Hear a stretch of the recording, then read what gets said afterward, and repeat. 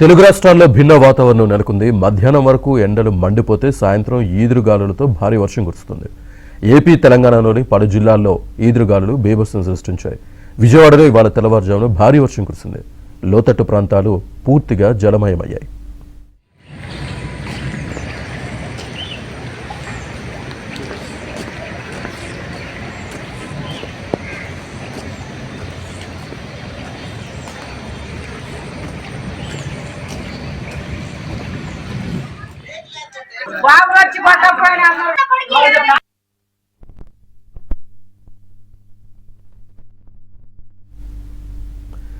కాకినాడ జిల్లా రత్నగిరిలో ఈదురుగాలులతో వర్షం కురిసింది. రహదారిపై భారీ వృక్షాలు నేలకూలడంతో ట్రాఫిక్ తీవ్ర అంతరాయం ఏర్పడింది.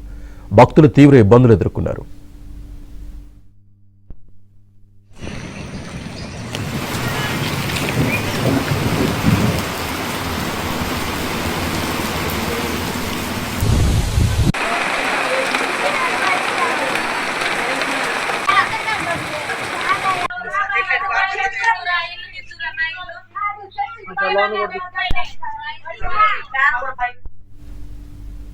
అటు ఖమ్మం జిల్లా కొణిజర్ల, వైరా, ఎన్కూర్, తల్లాడు మండలాల్లో ఈదురుగాలులతో కూడిన వర్షం కురిసింది.